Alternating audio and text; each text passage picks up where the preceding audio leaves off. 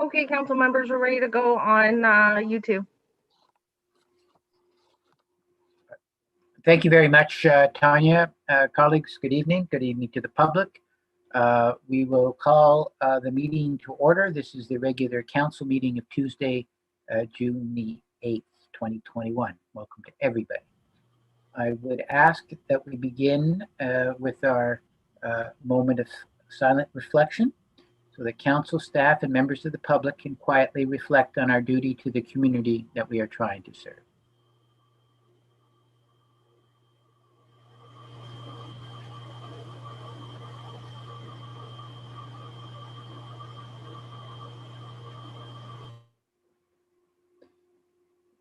Thank you, everybody. Members of the public, staff, presenters, members of council, please be advised that these meetings are broadcast and recorded and made available on the internet. I'm going to depart for a couple of minutes now from our normal agenda to take a moment to honor and remember the 215 children who were victims who died at the Kamloops Residential School. I'm going to ask for a moment of silence, but before I do that, I have a few comments. And then after the moment of silence, I'm going to recognize the Deputy Mayor. So I wanted to just take a moment to quote from a statement made June 1st by the Honorable Murray Sinclair. Mr. Sinclair was the chair of the Truth and Reconciliation Commission. And in a press release, he stated, amongst other things, "But the stories from the survivors proved to be horrendous. One of the most common stories that we heard were from survivors who talked about the children who died in the schools and whose death they witnessed. Just as often, we heard about the loneliness and separation from their family and how they lost so much." It is important to remember that Mr. Sinclair was not talking about something that happened in some faraway place on another continent. He was talking about Canada. And it is equally important to remember that Mr. Sinclair was not talking about ancient history. He was talking about an institution that only ended in 1996, in the lifetime of most of the people on this call. And it's also important to remember that the impact of these events continue to be lived every day by Indigenous people. Their relationship with non-Indigenous Canadians will forever be shaped by these events. And to expect otherwise would be foolish. The Truth and Reconciliation Commission's calls to action, 71 to 76, called on the government to act to address missing children and burial information. Those calls included making documents public, developing and maintaining the National Residential School Student Death Register, as well as an online registry of residential school cemeteries, and to develop and implement strategies and procedures for the identification, documentation, maintenance, commemoration, and protection of residential school cemeteries. At a minimum, our government needs to do these things. Finally, as a parent, I cannot but think of such a fate befalling my own children, and to realize that for some, it was a reality. I cannot imagine. My heart is crushed, and I grieve. And I ask if everybody could take a moment of silence to remember all that has been lost.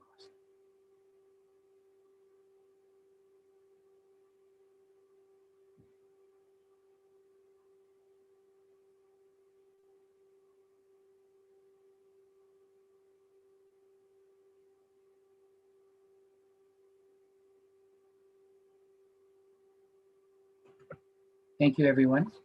I would now like to recognize the Deputy Mayor. I think she has a notice of motion that she'd like to move up in the agenda.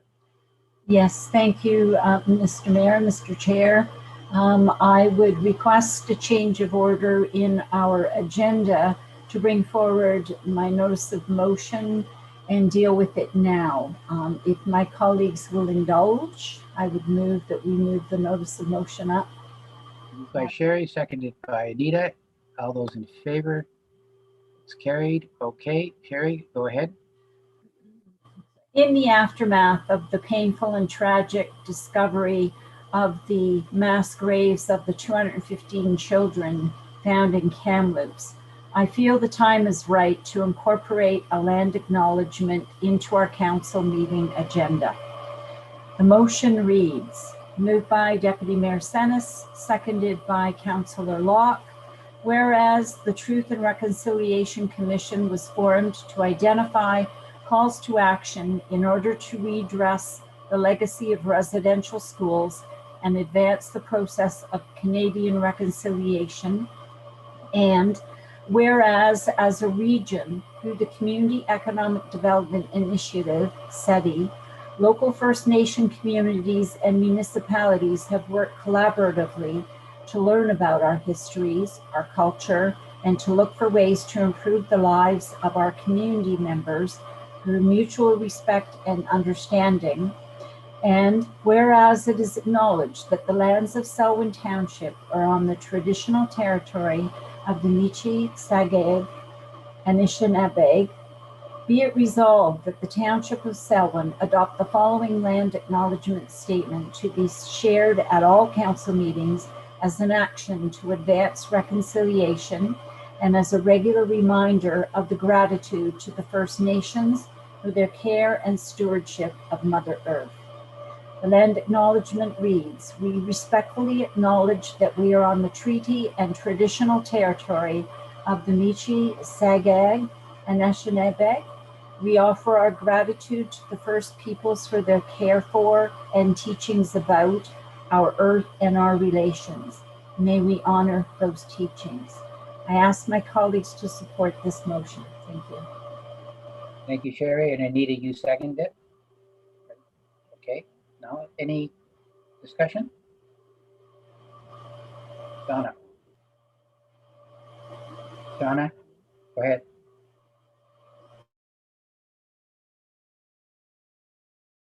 You're muted, Donna. Sorry. This is fine with me, but I was just wondering, it might make it too long, but I was just wondering if we could still have our moment of silence, because I like that message that we deliver in that, in honor to serve our community and so on.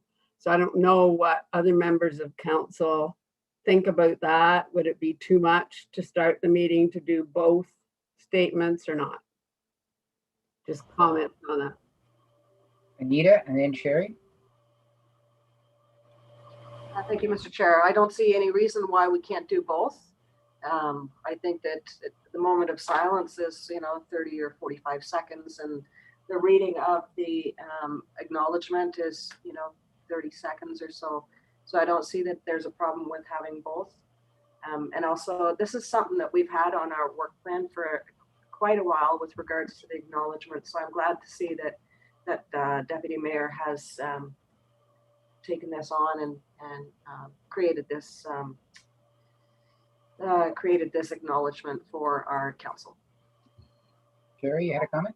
Yes, I just wanted to say I wasn't intending for one to replace the other. I believe both should still be in the agenda. Thank you. Thank you. Any other questions? Not seeing any. Call the vote. All those in favor? Carried. Thank you, colleagues. We'll now move on to declarations of pecuniary interest. Are there any? I don't see any. So we'll move to the minutes. We have the minutes of the regular council meeting of May the 25th and the closed session of, so we have the regular council meetings of May 25th and the closed session of May 25th. Any discussion from those items? Anita, you want to move it? Moved by Anita, seconded by Donna. Anything else? No? All those in favor? Carried. Okay, thank you, colleagues. We'll now move on to deputations or invited persons. And we've got three. The first one is some introductions of staff. And so, Janice, are you going to do this or?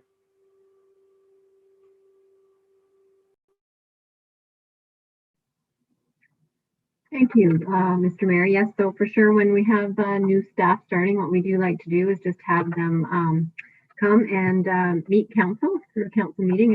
It is a little different doing it online than what if it was in person, but it is still just nice to put a face to a name. So we have 3 new staff here this evening with us. I believe I see them all on here. Yes. So I would just hand it over to each department manager to introduce their staff member. And we'll start with Jesse Villanov, who is our facilities maintenance coordinator. And Mike, you'd just like to make a quick introduction. Absolutely.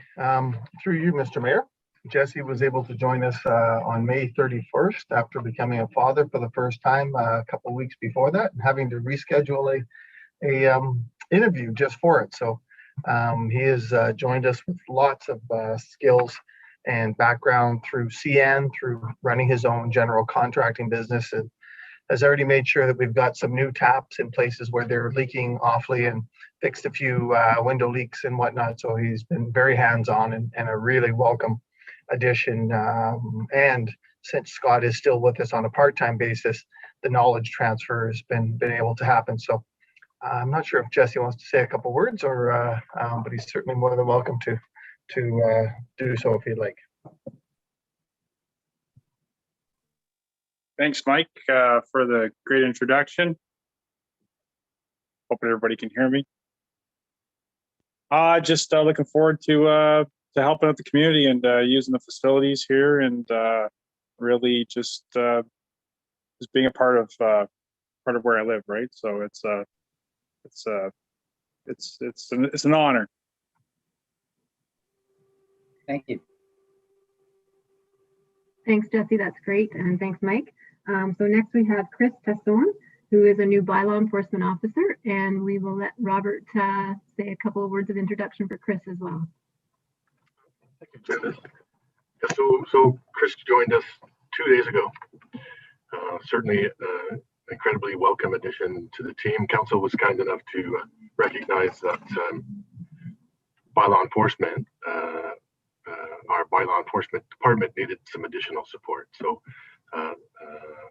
super happy that Chris took the opportunity to consider employment with the municipality. He comes with quite a bit of experience, and I know he'll hit the ground running.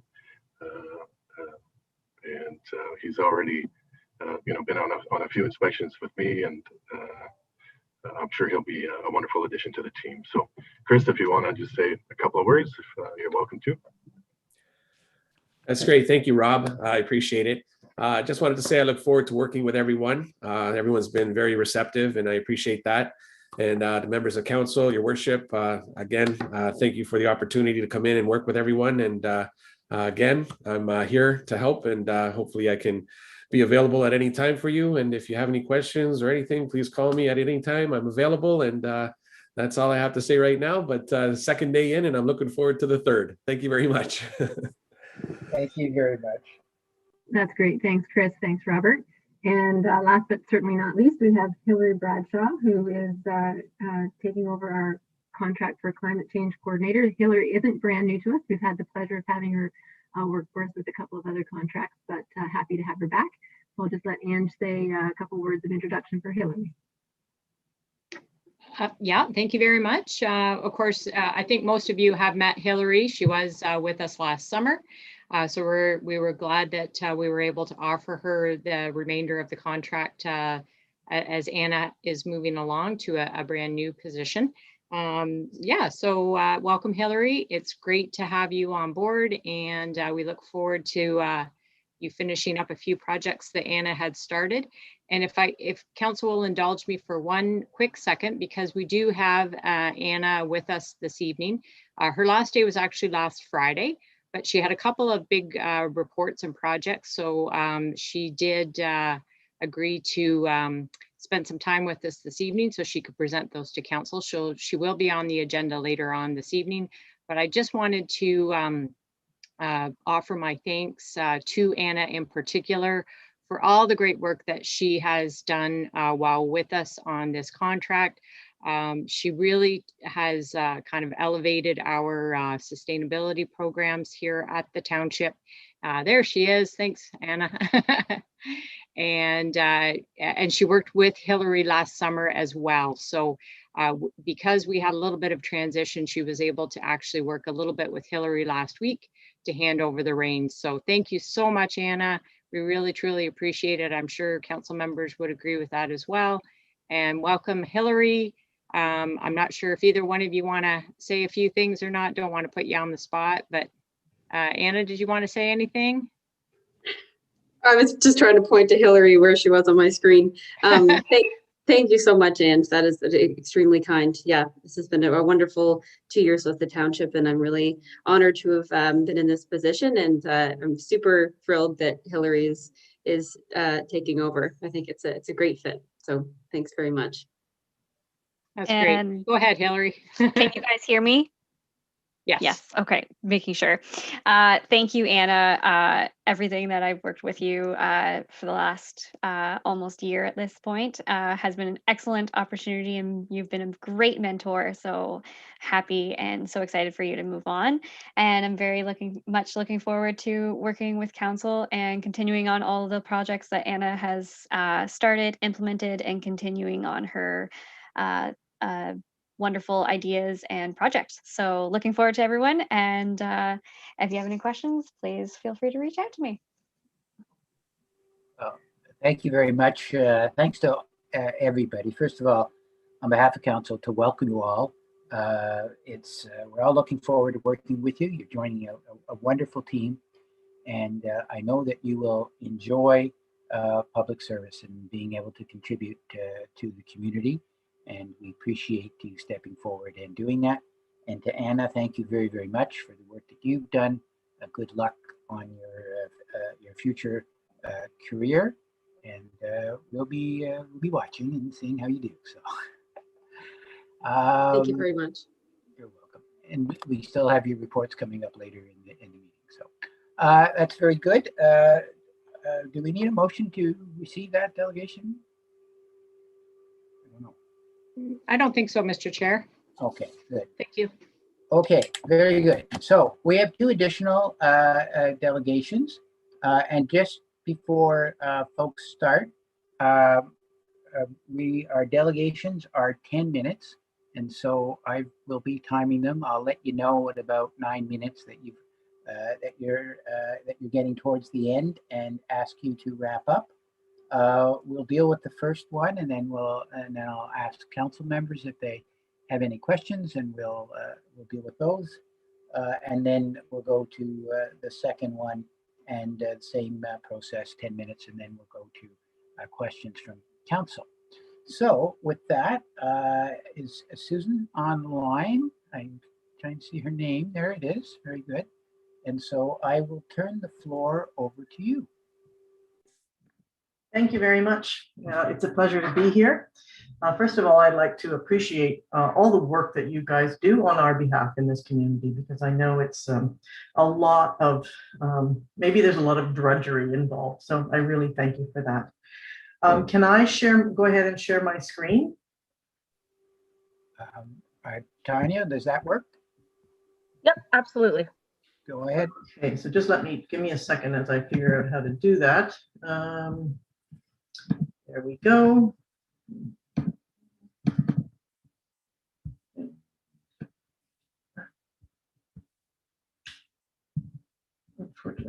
Slideshow.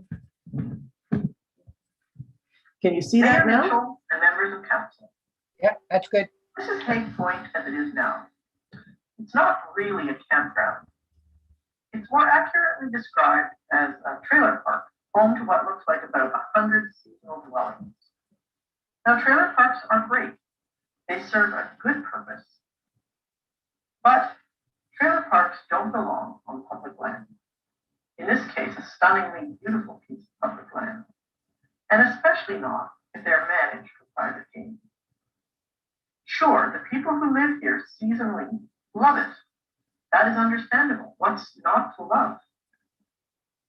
But in winter, They go away to other places and leave their dwellings, their goods, and their chattels for the rest of us to look at as we walk our public trail. In central and eastern Ontario, at least 4 other municipalities have removed trailers from their public parks, all of which are associated with valuable publicly owned waterfronts like Bay Point. Pictured here, you can see Little Lake Park in Midland, Beach Park in Bobcaygeon, Glass Dual Park in Perth, and Victoria Park in Smith Falls, all of which also removed trailers. Let's imagine Bay Point without trailers, a beautiful treed area with a view of the confluence between Tetchewinnika Lake and the Otonabee River. A place that houses and protects terrestrial and aquatic ecosystems and honors the point's special place in local indigenous. But let's do more than that. Let's not forget the place of humans in the natural landscape, the reciprocal relationship between humans and the land. My name is Susan Chan. I'm a resident of Selwyn Township. I have lived all over the world and across Canada in all these starred places. But there is nowhere I'd rather live than Selwyn.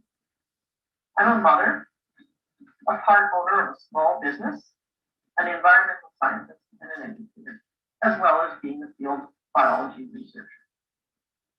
I care deeply about land. Last weekend, I asked my friend and artist, Sheila Potter, pictured here, to join me in a thought exercise. We sat together and imagined what Bay Point could be. As an artist, Sheila captured our thoughts visually on the following slides. We imagined a different Bay Point. We imagined how it could be a place of meaning, an accessible place, a place to reintroduce ourselves to the natural world, a place to learn, and a place to explore, and a place for all the wild things to live too.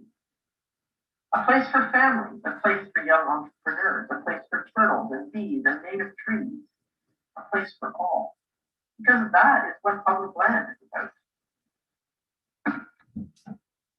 We imagined the forestry plan, one that is based on best management practices, and one that could involve young people in the planting of native tree specimens. We thought of it as a small arboretum, much like the arboretum at the University of Guelph, where Sheila and I both walked and took solace during our university days. The trees would bring birds and wild native bees. They would sequester carbon and provide shade for all. Flowering shrubs would surprise us all with their beauty. Both Sheila and I are educators.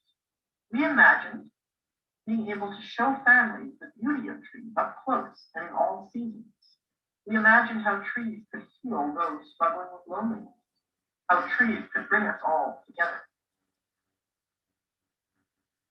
We also looked at all the beautiful human infrastructure that the leaders of Selwyn Township have worked hard to establish for the benefit of all. Things like the beach and the Marshland Center, the playground for children. We wondered how these could be made better, more welcoming, more conducive to education, recreation, and relaxation. What about gardens surrounding the Marshland Center? So Sheila drew them in here. Those gardens could be pollinator gardens, edible landscape gardens, children's gardens, all offering beauty, learning, and habitat for humans and wild creatures. And they could have a view to the singular beauty of the marsh, drawing us over there. The gardens have native flowers in them. Gardens could include nesting habitat for native pollinators and other beneficial insects. All very nice, you might say. But what about the economics of all this? What about the entrepreneurs I mentioned earlier? We thought about that too. When I go to the beach or on a long walk, a place to buy an ice cream cone or drink or a snack is always welcome. We imagined an area on the point for young entrepreneurs to sell such things seasonally in mobile units close to the beach, close to the Marshland Center. This would create a hub of positive energy, a human hub, an economic hub, so to speak, Across from that, on the marsh side of the point, we imagined a place to rent canoes and kayaks to gently and quietly explore the marsh and to fall in love with its many unique plants and animal habitats. Why not rent skates in the winter? All of the spaces in red could create business opportunities in keeping with the use and beauty of Bay Point. And from one side to another, from the beach to the kayak rentals, a path to gardens.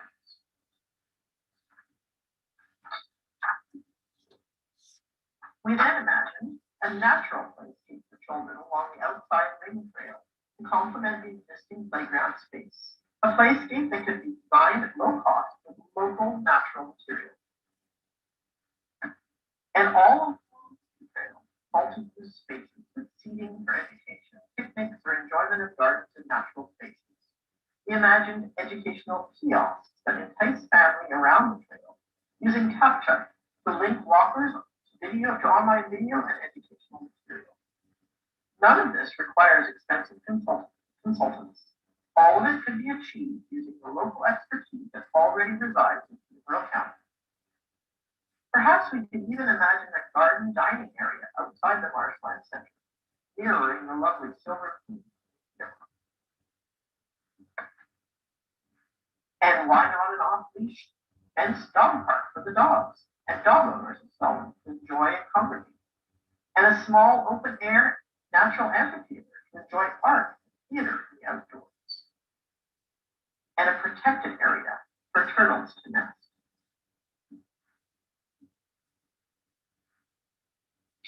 Lastly, we imagined a central path connecting to many other paths accessible to all that allow for long and short hikes for children to explore without getting separated from their parents.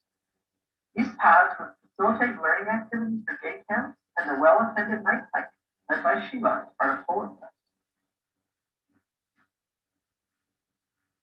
Public land should not be used for private interests, especially not land as valuable and special as this. Sheila and I hope you've been able to imagine something better for Hay Point, something that serves us all well. We hope that you can imagine that, because that is what public land is all about.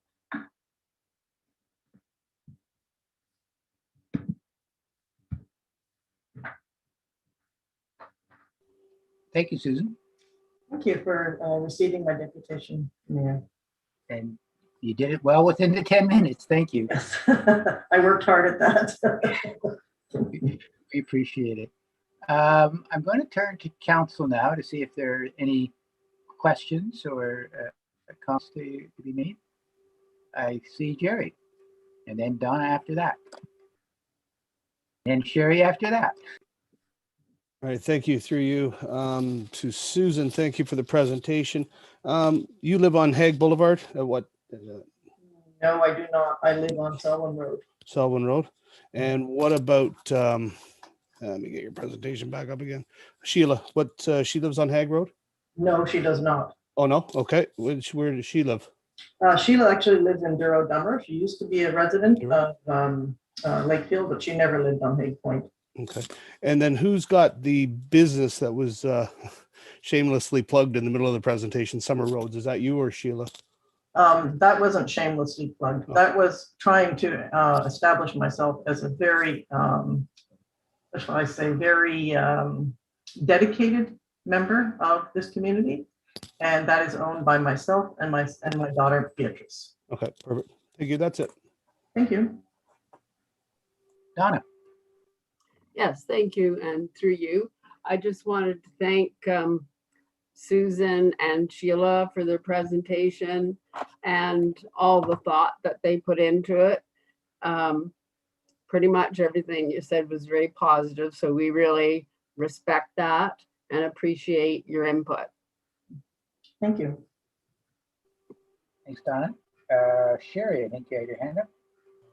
Thank you, through you. I too thank you, Susan, for bringing your presentation today. Your plans look wonderful, but I shudder to think what the costs would be. I know that trails are created in different parts of our township and they do not come cheaply. Trust me, I've been part of it, and I know Mr. Heron is right now. We, the staff and council, knock ourselves out trying to ensure that our taxes are kept low. In fact, we've been very proud of the fact that we have usually the lowest taxes in the county. And we haven't even completed the full concept plans at Isabel Morris Park that Basterfield made up for us. We've been working at Isabel Morris Park bit by bit to try and get things done when the money's allowed, because we just don't have a big pot or a money tree. So I think sometimes people tend to forget that we're a township of just over 17,000 people. We're not one of those bigger municipalities, and we really have to watch our nickels and dimes. So I just wanted to make that comment. Thank you. May I respond? May I respond? Thank you. Through you. I understand all that. This is not, I'm not presenting a plan to you. So this is not, I'm not trying to say, this is what you got to do. What I'm trying to do is help us imagine something different. That's all. Something that could be for all people and not just for some people. And so I think that that's all I'm trying to do. And obviously, we have to stay within budget and we have to stay within reasonable limits. I totally support that. But we could have a different imagination of Hague Point. That's my point, I guess. Yeah. Thank you, Susan. I don't see any other questions, so I'll take a motion to receive. Is that a motion, Jerry, or a question? Just a quick question, if I could, or actually a comment to Susan. I forgot to mention too, thanks for bringing forth an idea. We've been getting a lot of people just say, make it a park, make it a park, make it a park. What kind of park? So you brought forth some ideas, and that's appreciated. Much appreciated, rather than just beating the drum saying a park. Thank you. You're welcome. It was a thought exercise, definitely. It took us most of the morning. Thank you. Anita? Thank you, Mr. Chair. My questions and comments were sort of encapsulated, but I did want to sort of piggyback on what Jerry was saying, that we've been having there's been a lot of emails, a lot of phone calls, ideas and things. So I think with what you presented is probably one of the more unique ideas. But as Sherry pointed out, there's a lot amount of money that would have to be required for something like that. And we do tax the entire township. And so I'm not sure that folks in Ennismore and Smith wards would be totally excited about the idea of putting money into a park that's that enthusiastic, I guess would be the word. Thank you. I'll just make a comment and I'll look for it. Susan, I want to echo my colleagues. Thanks for thinking outside the box and taking the time to let your imagination soar and to come in front of council and describe that. And our thanks to Sheila as well. So can I entertain a motion to receive then from Anita, seconded by Donna? All those in favor? Great. Thank you. Thank you, Susan. Thank you. Mr. Chair? Yes. Just an update. Just wanted to let you know that Ed Palexny had some type of an emergency right at the very end of the day, so isn't able to join us. But he was actually planning to co-present with Blair Elliott, who is here and is on the line. So I think that Blair was prepared to move forward with the presentation on behalf of himself and Ed. Okay, Blair, maybe you can liven up your screen here.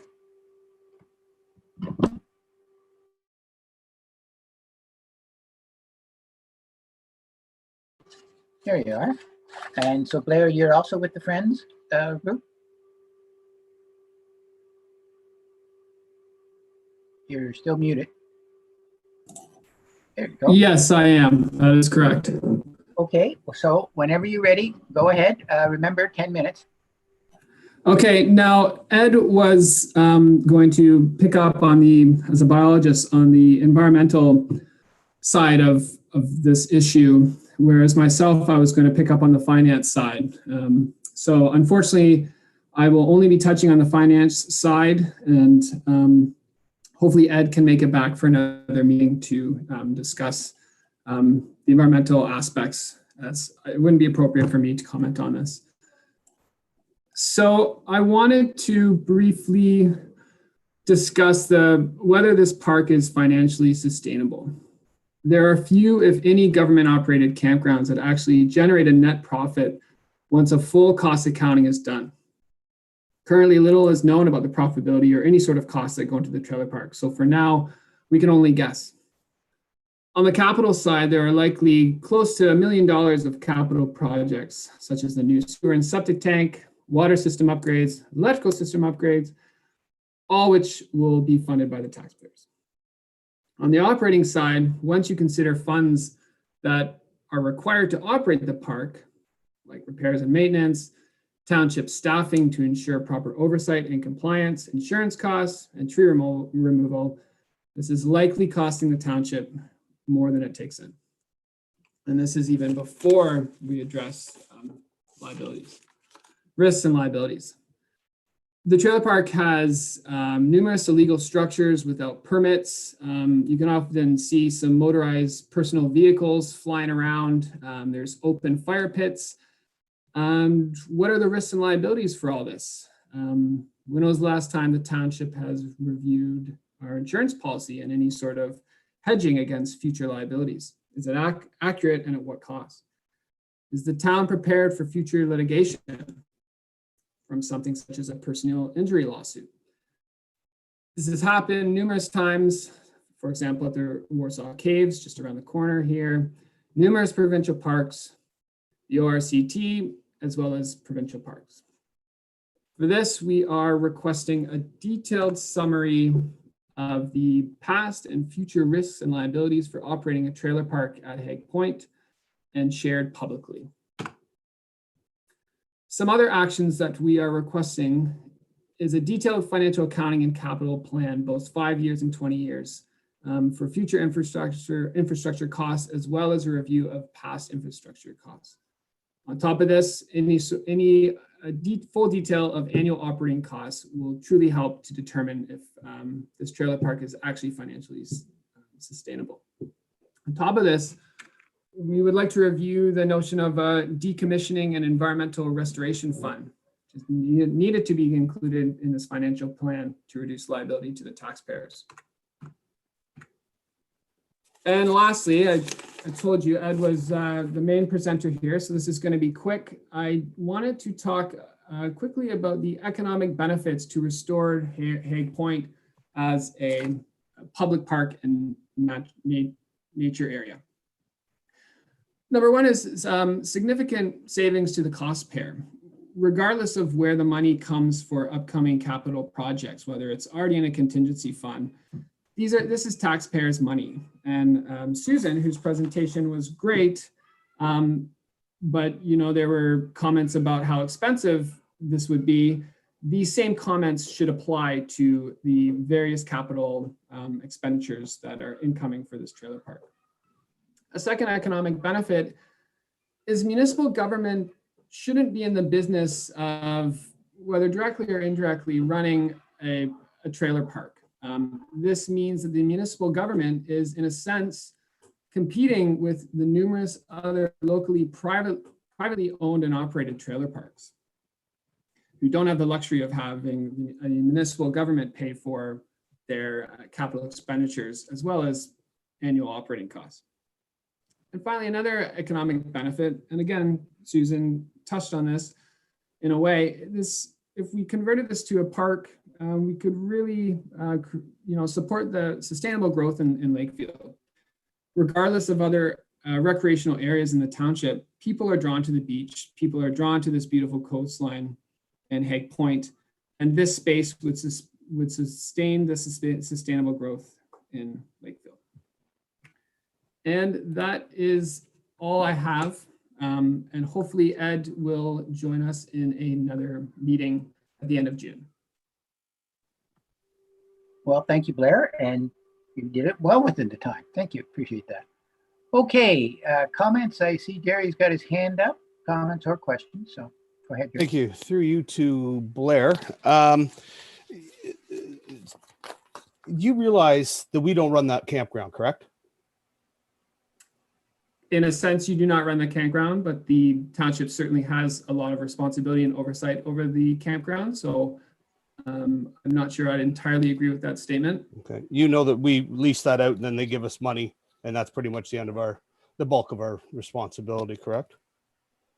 My understanding was that the township does have some annual operating costs associated with leasing out the park, as well as on the hook for capital expenditures. So I do not agree with that statement. Okay, so the $1 million in infrastructure you're saying it needs, where'd you come up with that number, sir? We have not been provided any data from the township regarding any sort of capital plan, both 5 years and 20 years, as well as operating expenses. So we can only guess right now. Okay, and so basically speculation then. Thank you. Illegal buildings, you said that they're on there. I just want to touch back. You cut off very quickly to your next question. I wouldn't say speculation. This is researched of what costs have to go in for a trailer park, and we are waiting on the township to provide more information. Okay, and the illegal buildings, which ones are they?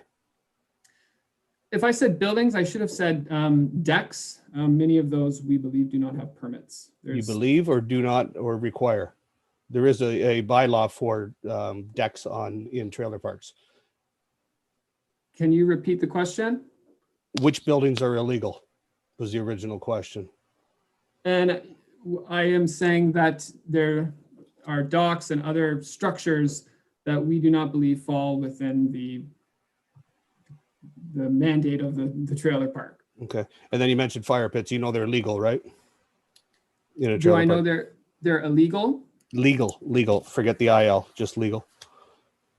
They are legal, but despite being legal, still carry a certain amount of risk and liability. Gotcha. All right. Thank you. That's it for me. Anita. Thank you, Mr. Chair. If Lane is on the line, I see him. I don't know if he's listening. I'm assuming he is. So Lane, he was talking some things about with regards to liability insurance. I'm going to assume that the trailer park operator, under the terms of the contract, is required to carry a certain amount of insurance liability. So that's one question. And then a question to Rob with regards to decks. Is there a maximum allowable for, I guess it would be considered a non-permanent structure? So for Lane, questions about who is responsible for carrying the insurance, and for Rob, what is an allowable size for a deck at outside a trailer? Yes, through you, Mr. Chair, it's Lane. So definitely the campground operator is required to have insurance for his operation as he carries out the contractual obligations that he has. And because it's publicly owned property, we also have liability insurance and property insurance on that as well. So insurance really on both sides. So like any public park, there's risk and there's liability, but we have insurance for that. And through you, Mr. Chair, it's Robert. As it relates to the building code requirements, so the building code would define a deck that's larger than 10 by 10, 10 square meters, effectively, to be a structure, a building, and would require a building permit if it's a structure, right? So we don't typically concern ourselves with, decks that are built at grade. But if there's a structure, joists and beams and columns, then and it's larger than 10 square meters, then we would require them or ask them to obtain a building permit to build that. And if it's above 2 feet above grade, then there are also requirements for guards to prevent injury. Okay, Donna and then Sherry. Yes, through you to Rob. Rob, on a regular basis, you go with the fire chief and inspect private trailer parks for different aspects of safety. Do you do the same for this trailer park? So we did institute an inspection protocol for all trailer parks, and this was included in that.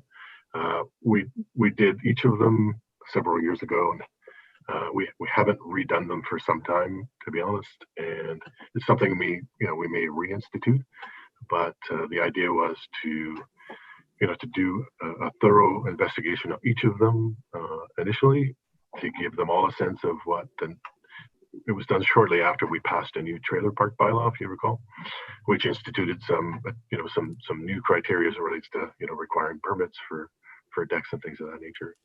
So I can't say that we've done a thorough inspection of any of the parks, private or our own, or this one, for several years, right? So there may be instances where construction took place without a building permit. I can't say that there aren't for a fact, and that may occur in some others, in some other trailer parks as well, but we do try to keep an eye on that sort of thing. A follow-up? Yeah, go ahead, Donna, and then I'm going to go to Sherry. Okay, and one of the purposes of that inspection was to acquire a map of all the roads and pathways where the trailer park or the trailers are located, and the fire chief is in possession of that, so that if there is a fire, then he's able to go to the precise location where the problem is. So that is on file, isn't that correct? Yeah, through Mr. Chair, yeah, we have maps, detailed maps, including road names and addressing for each of the trailer parks in the township. There are 22 of them. Thank you very much. Thank you, Donna. I think, Sherry, you have your hand up. Thank you, through you. Actually, Donna did ask a question that I was going to ask Rob about with regards to our trailer park bylaw, so thank you for that. But I have a question for you, Mr. Elliott. Thank you for your presentation. You said you're a member of the Friends of Lakefield Park, right? Well, I don't have a membership card yet, but I have been talking to them and have gathered information by speaking with them. I'm not sure what entails becoming an actual member. Hopefully they accept me soon. Well, perhaps you can take this back to the group, because I've been getting questions from people. My phone number is on a pamphlet that was delivered on their behalf, and people have been calling me, and your group's asking for what you call a public park for all, yet the Facebook page is private. And the question that I'm getting is, who are these people and why is their Facebook page private? What are they trying to hide? So I don't think you can probably answer that. Maybe Mr. Plesney would have been the one to ask, but you can take it back to the group, because I'm getting asked the question and I can't answer it. You are correct. I can't speak to this pamphlet. This is the first time hearing of it, but I'll certainly bring this back to the group or Ed, and they can take it from there. It really is a question as to why the Facebook page is private. I understand where you're coming from. Thank you.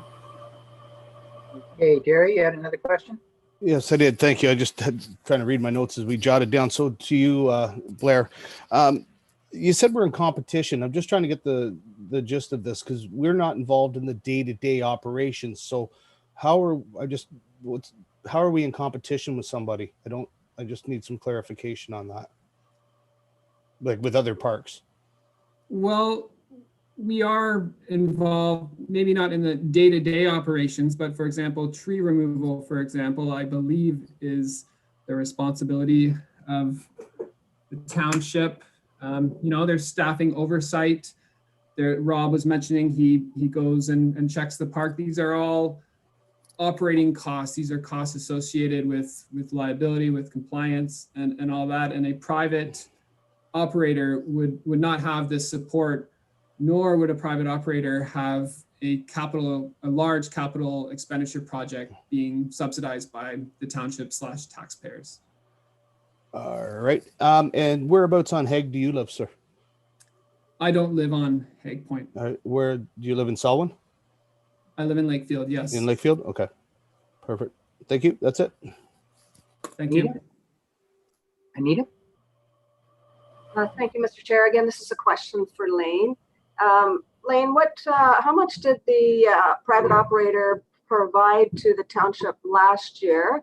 I know that there's opening and closing costs, and then also there's like the lease payment that they provide. So can you just do a quick rundown of opening and closing costs? Who looks after that, and how much we received from the private operator last year, as an example? Sure, through you, Mr. Chair. So the operating fee, last year we received a little over $64,000. And the expenses, typically to do opening, closing, any type of say small maintenance items, somewhere in the $5,000 to $10,000 range. And we actually allocate any work that our staff does, if we have a special tree service to come in and remove trees, we have to replace, we have to have our electrician to come in and do some breakers or maybe just switch some valves or things like that. So that's all allocated to a specific account in our general ledger. And then we allocate about $10,000 to a reserve on an annual basis as well. So I think all of that information will be released in the draft consultant's report when it comes out. I don't see any other questions from council. Is that correct? Because I'm going to go last. I don't see anything. First of all, Blair, thank you for your presentation. And I know trying to fill in when you were expecting a partner is challenging, so we appreciate it. So thank you. So I'm going to make a comment, and then I'm going to ask for a motion to receive the report, if that's okay with everyone. So let me just take a moment here. So when it comes to Hague Point, I've had many people tell me what they believe, sometimes why, and occasionally with a certainty that any alternative perspective must surely be wrong. And I just want to say that I appreciate all the input. In approaching this decision and responding to questions both formally at council, because we've had a number of questions that have come at the council meeting, and elsewhere, I have worked hard to enunciate what I believe makes our community an exceptional place, and why it is a great place to live, work, and enjoy. And that this contextualizes for me the approach to this, and quite frankly to other decisions that I make in my role on council. So for me, it starts with people, where everyone is important regardless of what ward they come from, whether they live here year-round or part of the year, whether they are a homeowner who pays property taxes or a renter or a regular visitor, whether they are wealthy or of modest means, or whether they or their family have been here for generations, or whether they've arrived last month. We are neighbors, each entitled to respect and to listen to.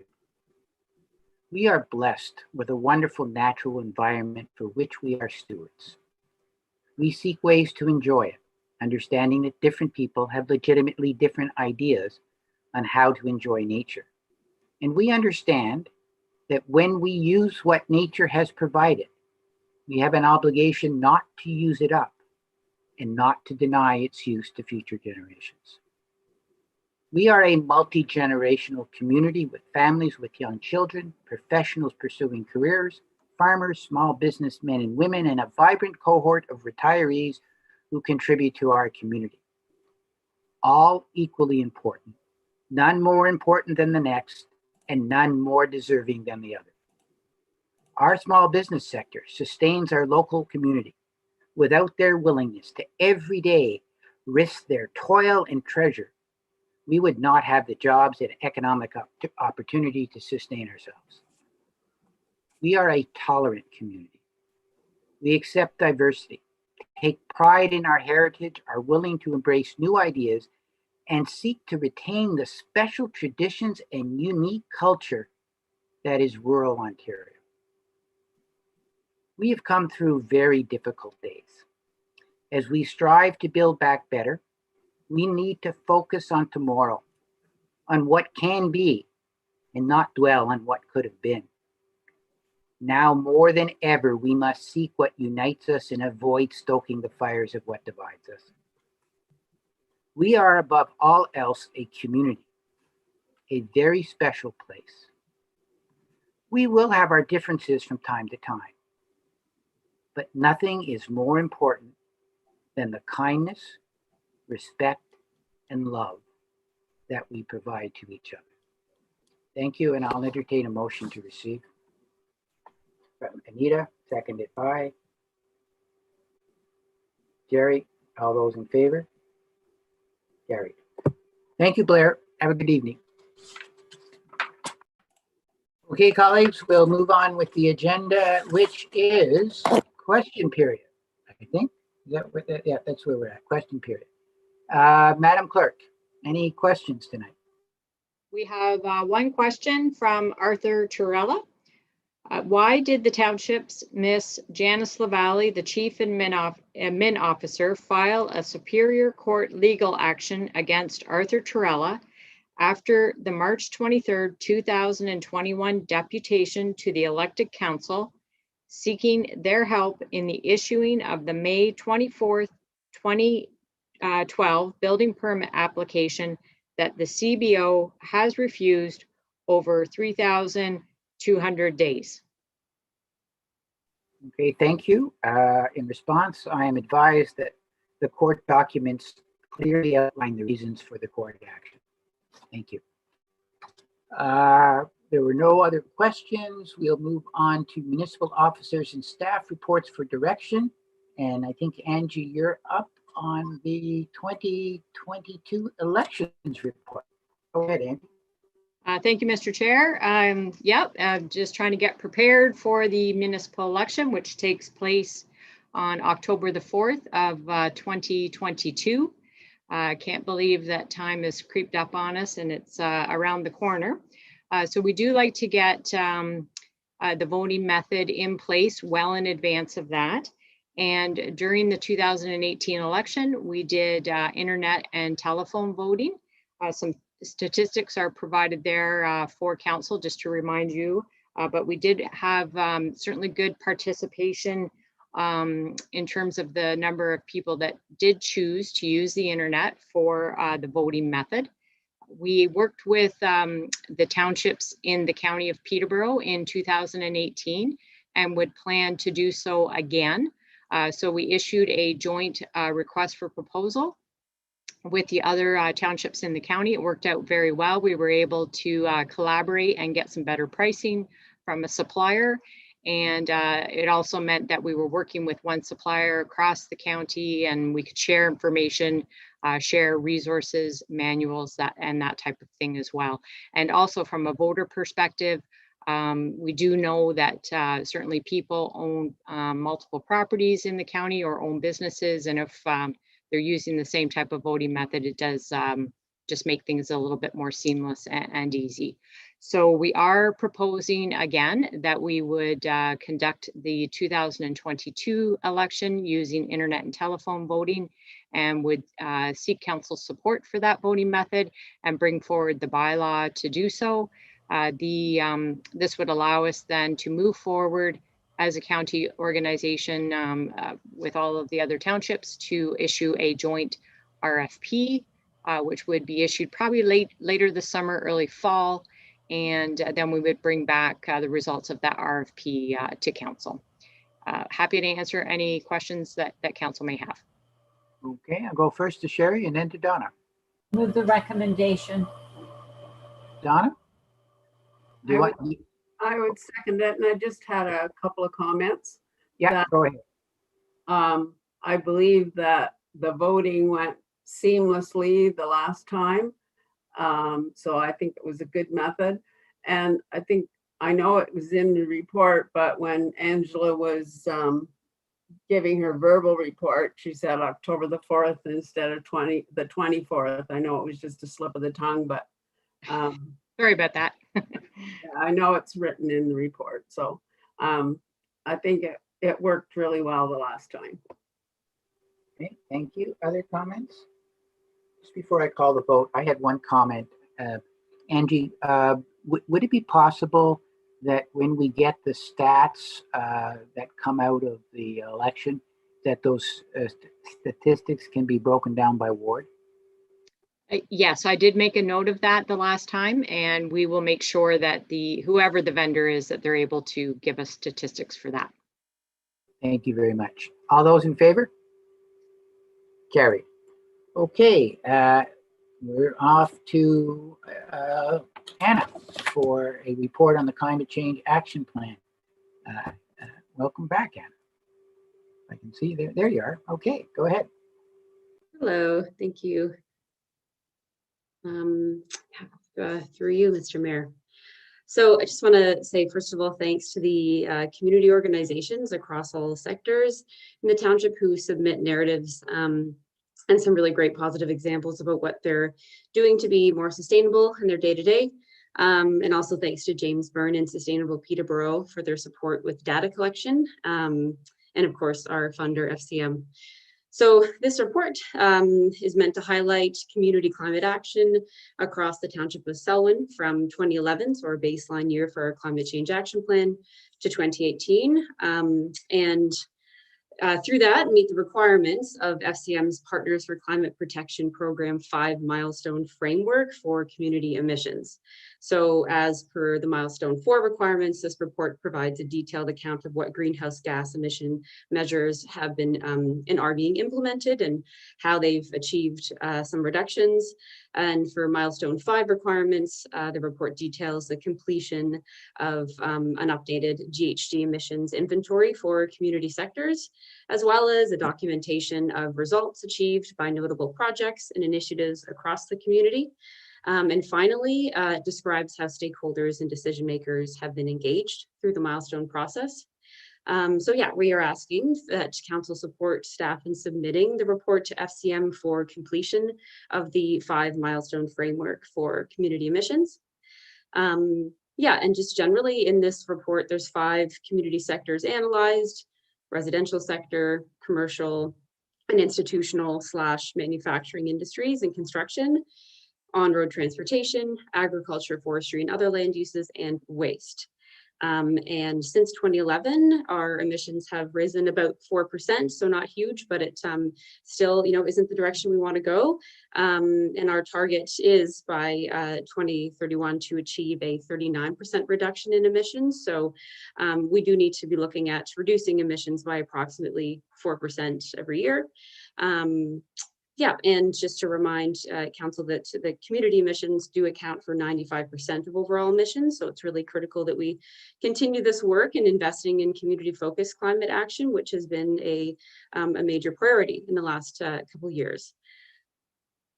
And I'm happy to answer any questions. Thank you, Anna. Anita? Thank you, Mr. Chair. Thank you, Anna, for your presentation and your report. And we are really going to miss you, but we're excited to get to know Hillary better. Just as with regards to the portion it talks about next steps. So it's about the community target. So the township is looking to have a 39% reduction in emissions by 2031. And you said that the community accounts for 95% of overall emissions. And you're talking about what some of the steps the township can take. But what impact do you think, because it's 2031 is still, well, 10, however many years. So within the next 10 years, if, once Lakefield South kind of comes on board, I'm not sure what the build out timeline is for that, but if it's mostly community, that seems to be where the focus has to be. Do you see Lakefield South having a positive or a negative effect or a neutral effect? Yeah, that's a great question. With any, new growth and development, there's always an opportunity to experiment and utilize some green development building practices. I'm not terribly familiar with what sort of plans there are for those builds, but there is always retrofit potential. But with new buildings, a lot of the suggestions in the next steps of this report revolve around stationary energy, so the residential and commercial sector, and provide some ideas for how we can begin with energy planning. And that could involve new builds for sure. Yeah, and I mean, there is also an opportunity to just generally engage those new residents in community climate action. So sort of, introduce them to the community with the understanding that this is a priority. Yeah, I think it would be interesting to take a closer look at what those new builds would look like, and where there are opportunities to incorporate some green and climate friendly building practices. Thank you, Anita.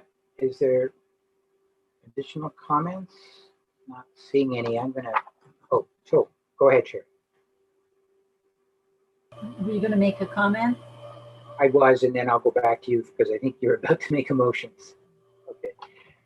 To Anna, and you've been in front of us before with these reports, and you've had a chance to talk about some of the things that we've done as a township, right? So our solar energy, we've got a lot of solar energy that's been put into our buildings. We've made a big effort to switch to LED lighting.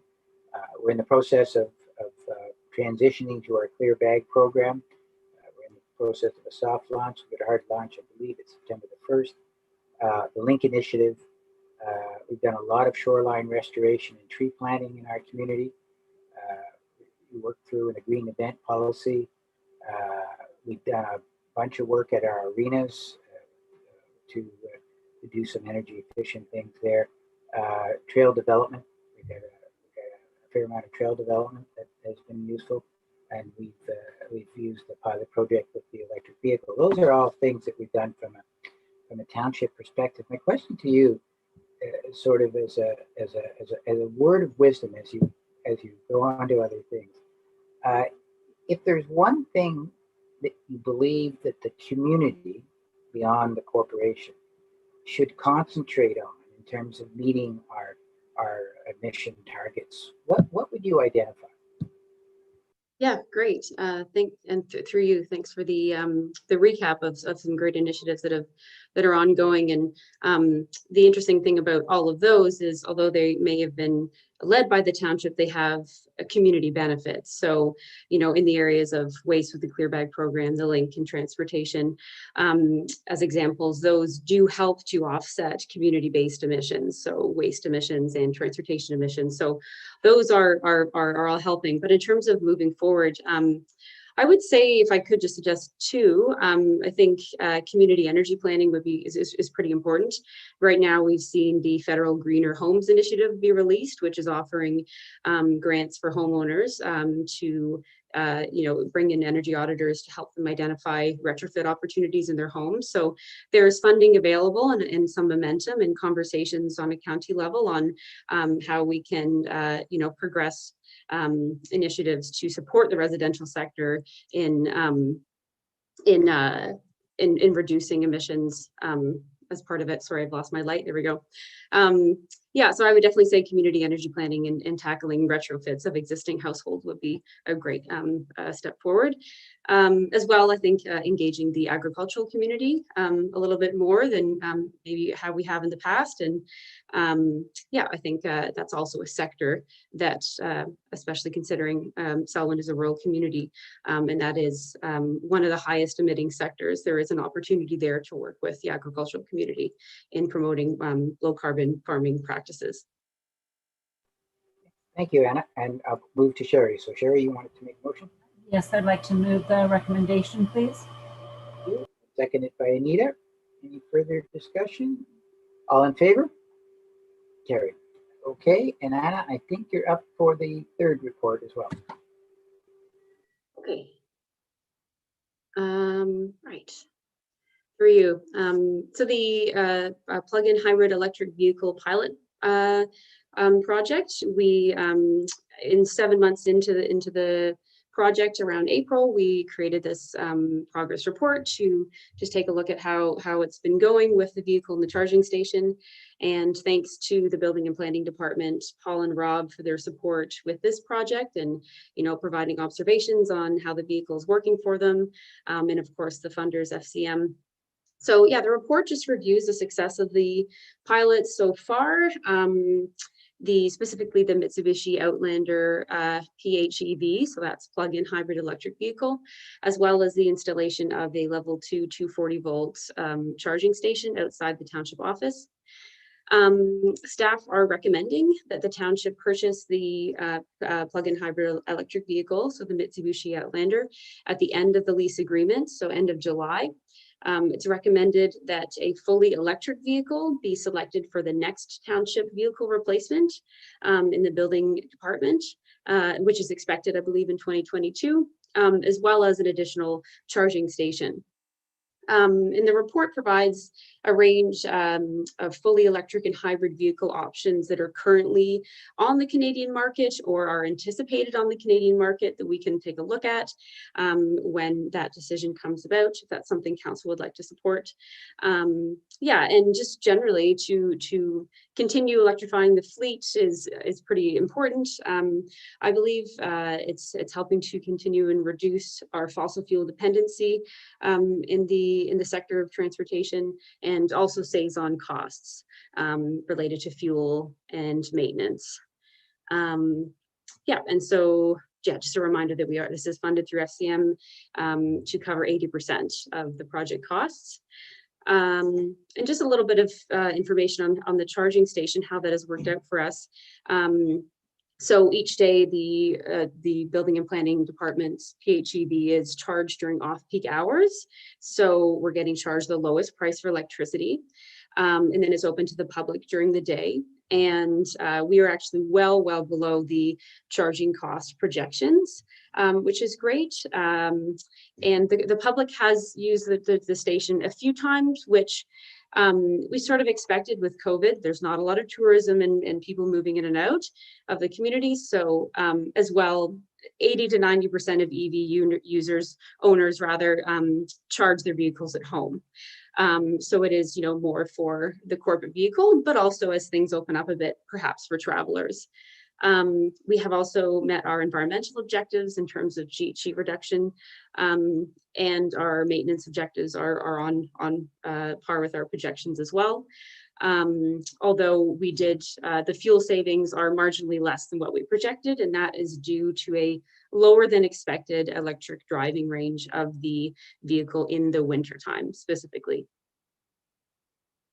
Yeah, and also just a quick thing, wanted to thank Robert Lockhart and Bill Bruch. Robert Lockhart is from the Rethink Group and Bill is from the EV Society Kawartha chapter. They've been really supportive in doing some research for us. Thanks. Happy to answer any questions.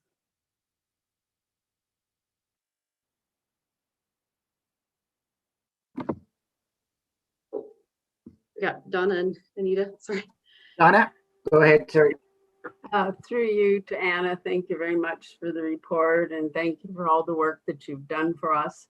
So I don't know that much about electric cars, so I assume they have a gas tank that has to be filled so that if you're somewhere when the charge has run out, then the gas takes over. Is that how that works? Yeah, it'll seamlessly switch over to gas once the electric range has been depleted. So this is possibly a question. This next part of my question is to Rob. When you are out on inspections, can you ever do I know every day is different, and depends on the weather and so on, but traditionally, can you do a full inspection on an electrical charge, or do you always have to switch to gas to finish off, or often have to switch to gas? Yeah, so I guess, and it kind of noted that it is really seamless. There's really no action that we have to take to transfer or to change from, say, hydro to fuel, or like battery to fuel. So I would say that, depending on the time of year and the number of inspections, right? So early on in the construction season, we may have, 2 and 3 inspections, which could be accommodated using entirely battery, right? But, as we get into the surge this time of year, we're doing, certainly more than the 30 or 35 kilometers a day that we could get effectively from the battery. So shoulder seasons, yeah, we can do a trip without having to rely on any fuel. But this time of year, we're certainly getting into fuel use. Yeah. Okay, thank you for that. And can I have a follow-up? Yes, Donna? I think when we discussed purchasing the vehicle in the first place, it was suggested that it could be used to transport members to conferences and so on. So I can't really see that that would be advantageous, because most conferences are much farther than the distance that can be accommodated by a charge. It was just a point, that's all. It's not really a question. Thank you, Donna. Anita? Thank you, Mr. Chair. This is with regards to page 4, talks about option 1. This is a question for Lane. Talks about option 1, buy out the Mitsubishi Outlander for 28,000 plus HST, etc. Lane, are you bringing a report back with regards to that? Because I don't think we're actually voting on that option tonight. Is that correct? Here, Mr. Chair, I think that was actually, first of all, it would be coming from the reserve specific to the building equipment. And that's outlined in our draft capital budget for this year. So that would actually be a little bit less than what was in the budget. Okay. So, thank you, through you to Anna. Anna, congratulations, see ya. You've been fun to deal with whenever our dealings have been. And I don't mean see ya like, get out, Tierra del Fuego. Anyway, I'll get myself out of this one. I got myself into it. I'll get myself out of her. Anyway, I asked you when this first came out, and I just want to know the answer. And I'm hoping to God you got it here. How much does it cost us for 1 hour of electricity? I've got that in here. It's gosh, less than $1.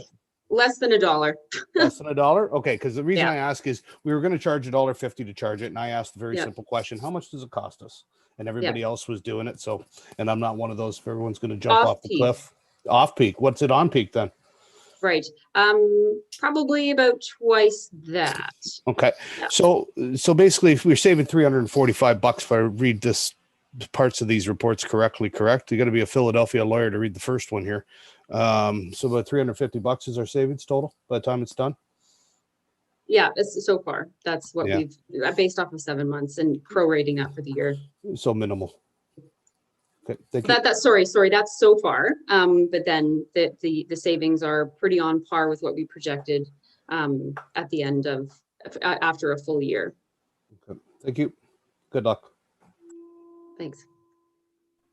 Okay, so what's the specific motion that's being suggested? Anne, did you want to? Yeah, yes. So what we would be looking for, if council is comfortable, is that approval be given to purchase the Outlander at the end of the lease period. Okay. So does somebody want to move that? Donna? Okay, seconded by? No. No, you don't? Okay. I just had a question. Part of the report was to get another vehicle, I think, in the future, wasn't it? In here? Mm-hmm. Yes, what Anna was suggesting would be that when the next replacement comes up for the building department, what she is suggesting is that the option of looking at a full electric vehicle take place at that time. I think the feeling is that there will be some better models out there that that may serve our purposes at that time. But that's not what we're asking for now. That's a future decision. That's correct. Okay. The only thing that's being recommended is a buyout on the lease. And so Anna, you might have this at your fingertips. I didn't write down all the figures. So we've leased for 7 months. And so do you have a figure what that's cost us and then what the buyout is in the end? So in other words, what we're totally paying for this Mitsubishi Outlander? Precise number off the top of my head, no, but when you put together, I think it's something 14,000 and change for the lease. And then you factor in some maintenance, so $80 or so in maintenance and fuel. But to keep in mind that FCM is accounting for 80% of those costs because that is all part of the pilot project. So it will be quite minimal in the end. And so quite on par once we buy out the vehicle and account for what FCM is covering, and then keeping in mind that there will be operational and maintenance cost savings down the road. And it seems to me, but I can't find it right now, it was in the neighborhood of 27 or 28,000 for the buyout. The buyout is 28,000 plus HST. So really, when you compare this to the purchase of a half ton and for the amount of money that we saved, I can't see that this is a huge benefit, maybe a little bit in fossil fuel, but I can't see a huge benefit because we're getting these half tons for maybe even less than what, 38, 40,000 when we put the lease and the purchase together. Just a reminder, Donna, the lease itself, 80% of that was covered through the grant. Yeah. But it wouldn't be for another vehicle. This is a unique situation. That for the next vehicle, we'd have to do a financial analysis for council. Yes. But they are the more that become available on the market. Okay, but if I could interrupt, I don't want to confuse the issue here, please. We're not talking about buying a vehicle in 2022. That will have to come back to council with a financial analysis, and council will make that decision. What the issue in front of council today is whether we're buying out the lease. If we decide not to buy out the lease, and correct me if I'm wrong, then we will return the vehicle, and then we will have to go out and purchase a new vehicle because we need a vehicle, whether it's this one or something else. So if we decide not to buy out the lease, then we're buying a new vehicle, correct? Angie? Oh, yes, sorry, that is correct. Okay. So the issue before council now is, do we buy out the lease and keep the vehicle and accrue all of the stuff that Anna had in report? That's one option. Or we can say, no, we don't want to buy out the lease. We're going to return the vehicle, and then we're going to have to buy a replacement vehicle because the building department needs a vehicle to go out and do its thing. So the question is whether anybody is willing to move a motion to buy out the lease.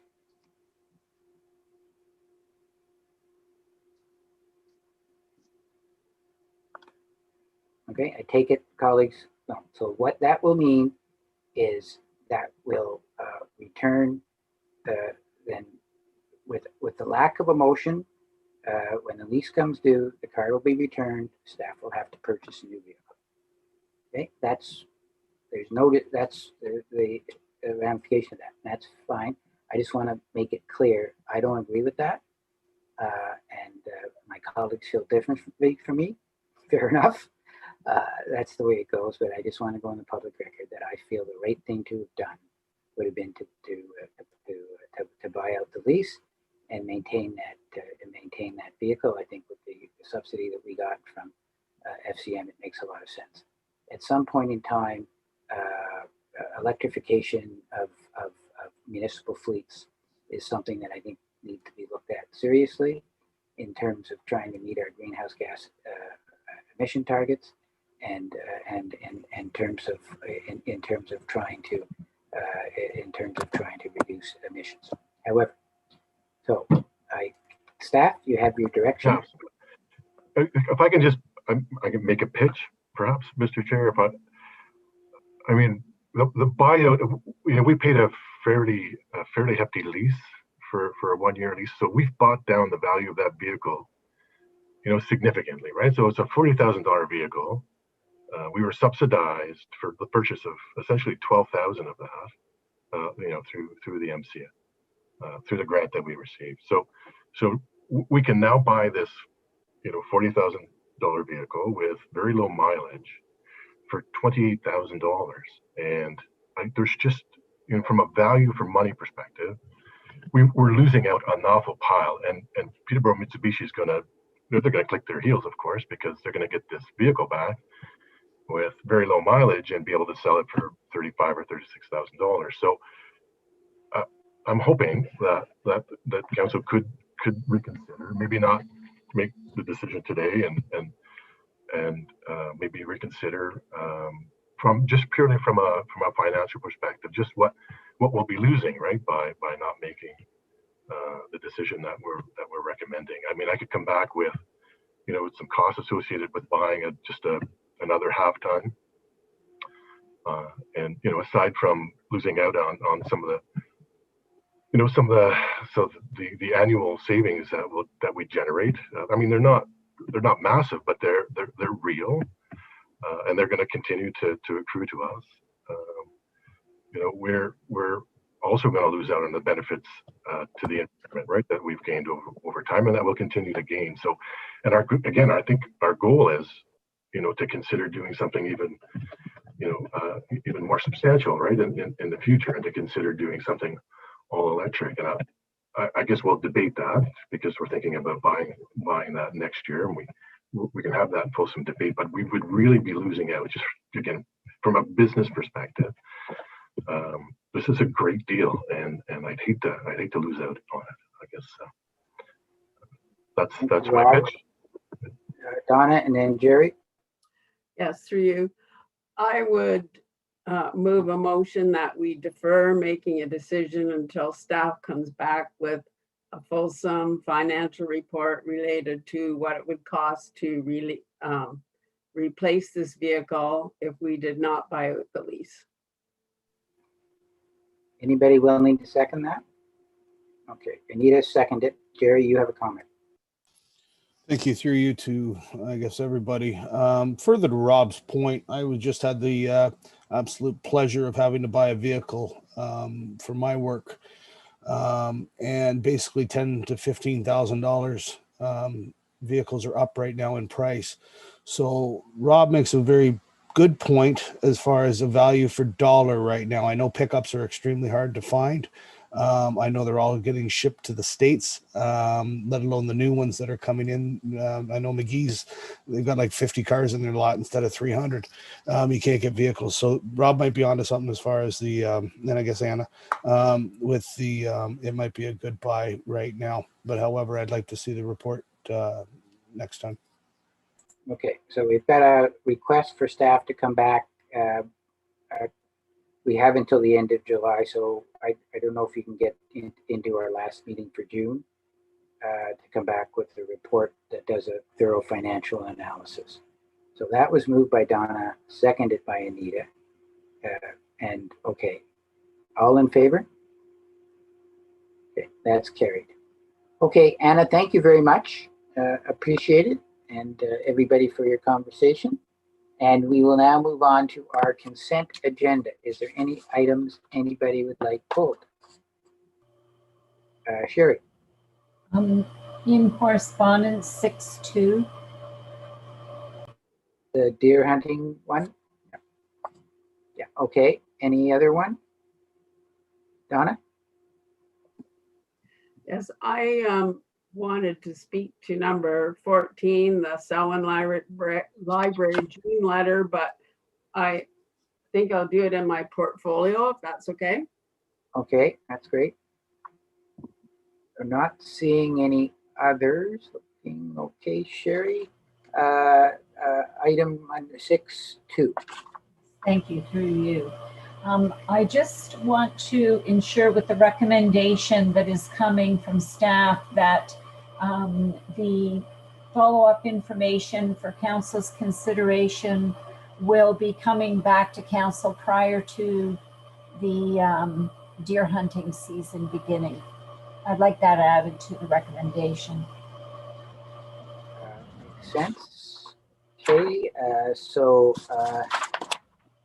that the correspondence from government related to the use of dogs for deer hunting be received for information, and that the staff conduct some further research on this topic and provide a follow-up information for council's consideration by August 31st. That work? Is that when deer hunting begins? It's before deer hunting begins. Okay. And deer hunting is, I think, in October, early November. I'm good with Okay. it. Yeah. So with that one, so let's vote on that separately because we've amended it. So Sherry will move 6.2 as amended, and Donna will second it. All those in favor? Carried. Then the remainder of the consent agenda, who wants to move that? Anita, seconded by Donna. All those in favor? Carried. Okay, Collins. So that takes us to our portfolio updates, and we'll begin with Donna. Yes, thank you very much. So my first topic is the library board, which I got a lot of information out of number 14 from correspondence, which was the June library newsletter.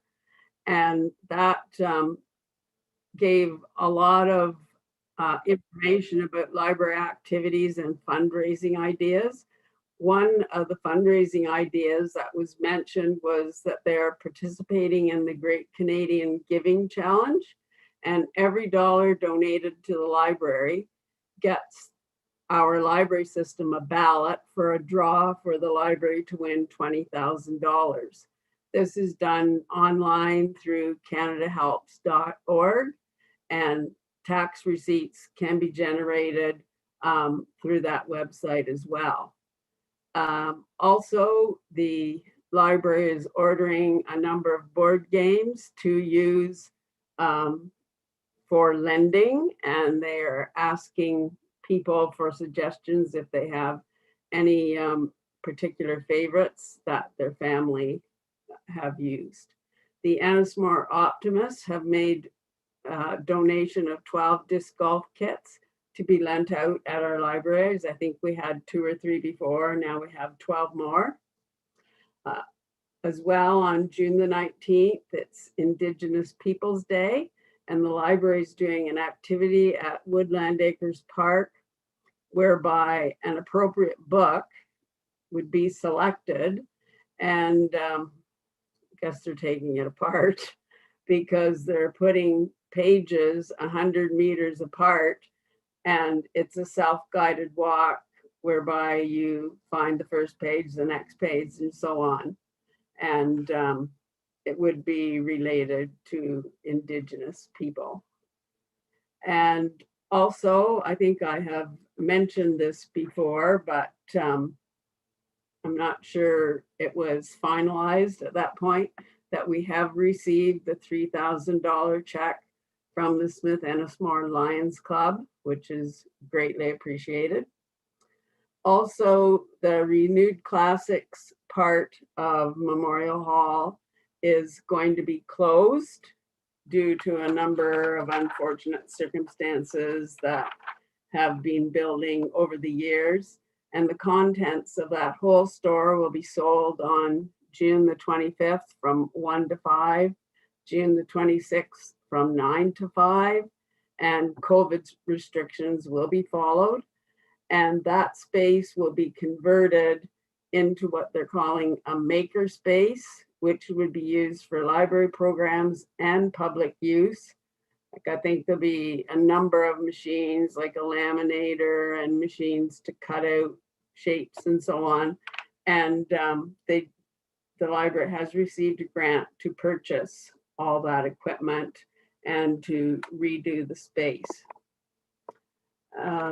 So that's all for the library. The link, a couple of weeks ago, the ridership had increased on both routes, but now there's been a slight decline again in the past week or so. So it's hoped that when COVID restrictions have been reduced, that the ridership will increase as well. The Recreation Committee had a special meeting last week to prepare a presentation for the stakeholder presentation to the council meeting on June the 15th. And the Police Services Board, we haven't had another meeting, but Lisa Darling, I didn't look up her actual title, but she was affiliated with the Police Services Board, and she's been loaned out to a lot of different areas to do contract work. She has now been given a promotion and will be leaving our detachment. And I haven't heard the name of her replacement yet. So that's it for me. Thank you, Donna. Then we'll move on to economic development. Jerry. Economic Development and Business Committee met last night briefly, and I had discussions as to what the report will be going to the meeting on June the 15th. And that's all I have. Thank you. Thank you, Sherry. And Public Works and Recreation, Jerry. Roads guys are out there getting dirty in the ditches. Park and Rec guys are getting dirty in the dirty grass. It's dusty. Busy times ahead with stage one, or step one, I guess. Step one opening this Friday. And I wasn't at the trail meeting yesterday, but I guess they had a good discussion with disc golf, Trail Town, and access for the Rogers Tower going out on Bromwell. That's it. Thank you, Jerry. And Anita on sustainability, culture, and senior services. Not a whole lot to report. We did have a Heritage Committee meeting last week and a accessibility advisory meeting, but it's just pretty regular standard business, so nothing to report there. That's it. Thank you very much, colleagues. I've got a few things to mention. So first of all, from the public health side, as Jerry alluded to, the stay-at-home order ended. And on 12:01 a.m. on Friday, we enter into phase one. So there are a number of additional changes and some additional things that people will be able to do. Locally, good news, we've had a dramatic drop off in cases. Last week, I think we had 28 cases compared to the week of May 9th, the week of May 10th, where we had 91 cases. We're down, as of reporting, I think that occurred today, 28 active cases and only 65 close contacts. You may recall 3 or 4 weeks ago, we were almost up to 400 close contacts. So this is good progress in the broader community. It really reflects the hard work of our residents who've come through just 16 months of really tough go of it. I mentioned at a press conference we did the other day, it's clear that getting vaccinated is a ticket out of this. People are doing it in large numbers. Our reports, which go back to Thursday, it's up significantly since then. We had 81,000 with the first dose and another 9,300 with a second dose.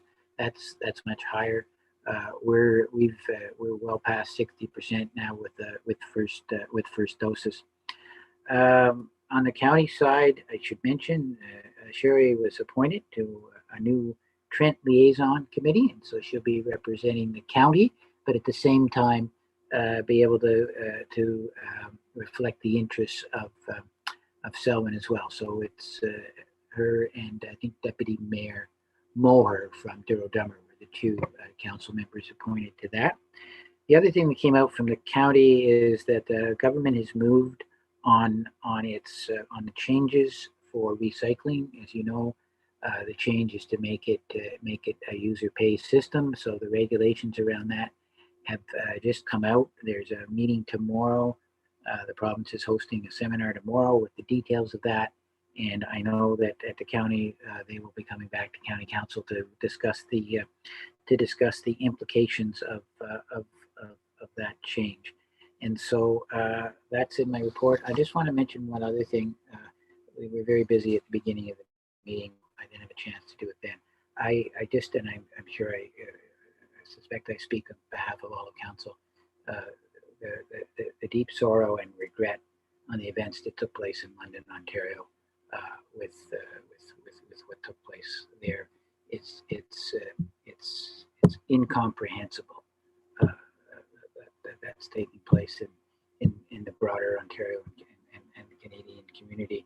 Our thoughts go out to the surviving family member and to that community who is in tremendous grief. I know our hearts are really saddened by those events. So I just thought I'd mention that.